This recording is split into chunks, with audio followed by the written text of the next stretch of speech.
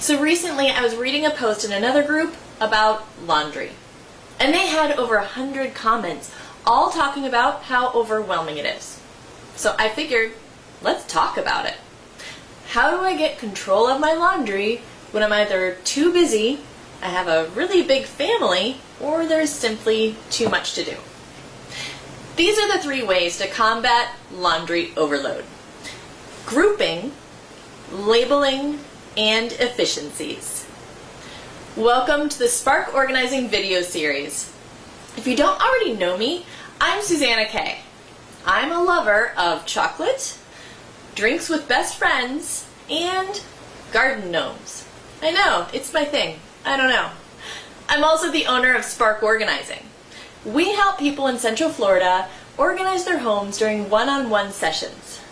And I'm the creator of the 365 Project.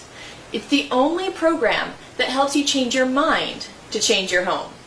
It's as simple as reading a quick paragraph a day to see permanent results. And you can learn more at my365project.com. So I know as well as anyone that laundry can be frustrating, especially when it never ends. So the first laundry hack I use is grouping. When I'm looking at grouping, first I figure out what is my biggest frustration. Is it the folding, the sorting, or the putting it all away? So option 1 with grouping, you can group all of your loads together by person. Who wears it? This helps with putting away, and it helps with deciding whose is whose, all of that sorting. You could also group by location. Simply make a load based on where it's put away in your home. Or you can even group by type. If you hate the folding side as much as I tend to, then you might want to group by type of clothes, such as a load full of shirts and pants, or a load only full of towels. That way, you're doing one type of folding all at the same time. This just gets you past that mental barrier of folding shirts, and then pants, and then towels, and then back to shirts. It gets a little bit overwhelming. So that's grouping. Just creating the loads based on a simple group or category. Next, there's labeling. So in our house, this comes into play, and for many of my clients, I've used it. Especially when more than one person in the house wears very similar clothing. I know my stepdaughter and I now wear the same size of socks. So my husband always got confused. To solve this and take the thinking out of the sorting, you can group by person, again with your loads, which that means everything in that basket that you just pulled out of the dryer belongs to one person. Or you could buy only the same style of something per person. For example, socks. Maybe your daughter only has white ankle socks and your son gets only white knee-high socks. This makes it really easy to tell whose is whose, and if you lose a sock, you don't lose the whole pair. It's kind of handy, especially if you've got a big family. Finally, what we do is we label them. So for socks, for example, on the toe of each sock for the person, we write their initial. Nobody sees the toe anyways, but that takes all of the guesswork out of sorting. My husband just checks the toe to see who it belongs to, and he knows which room it's going to go in. You can do this with all of your clothes as well. You can either buy the iron-on labels with names, or you can just take a Sharpie and write it on the clothing tag. So that is how I use labeling to make it easier. It takes the guesswork out of sorting and just makes it brainless. And I don't know about you, but sometimes I like a brainless task that I could just do in front of the TV and not think about it. So finally, let's look at creating efficiency. So with efficiencies, you can do smaller loads if you want. High capacity washers are great, but that means that you have a load that takes forever to put away, and you'll probably procrastinate. Now, I totally support the environment, but sometimes it's worth a little bit of extra water if that smaller load means that you're more likely to actually get it put away. Again, efficiencies, sorting or grouping by location makes it super efficient to put things away. You're only getting one area of the house with that basket. So create your loads by where the laundry gets put away. Maybe one load is everything that goes upstairs to be put away.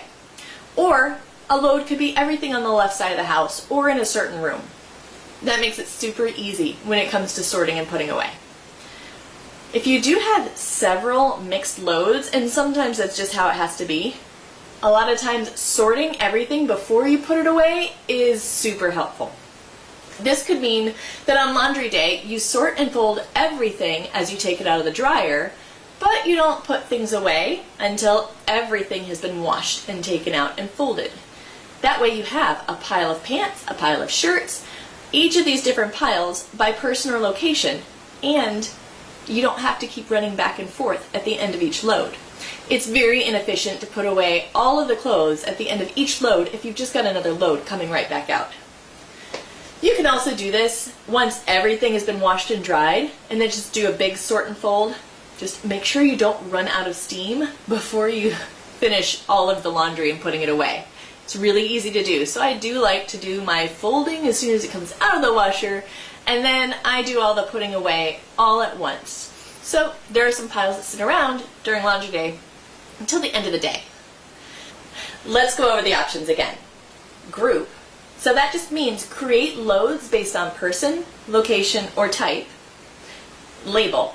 Label clothes with initials for easier identification to take the thinking out of it. Efficiency.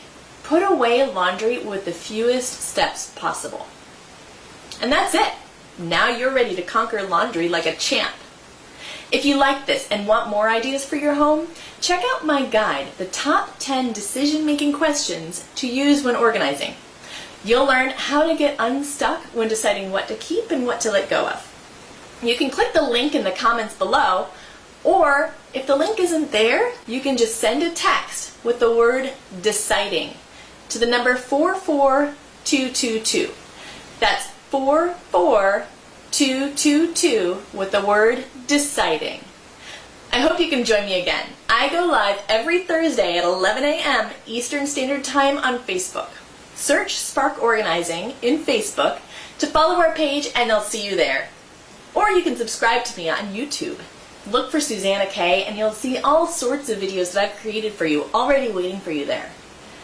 To get one-on-one help in your home in Florida, please visit sparkorganizing.com. We love to work with you. And if you want to make a permanent, easy mental change in your home, try out the 365 Project. A paragraph a day can truly change your life. Check out my365project.com. Remember, these 4 things when it seems overwhelming. It's not that hard. It won't take that long. I'm sure I can do it or learn as I go, and nobody will judge me. That's all for today. Do you know what? You rock. Keep doing what you're doing because you are making amazing progress.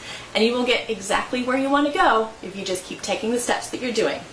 Thanks so much, and I will see you soon.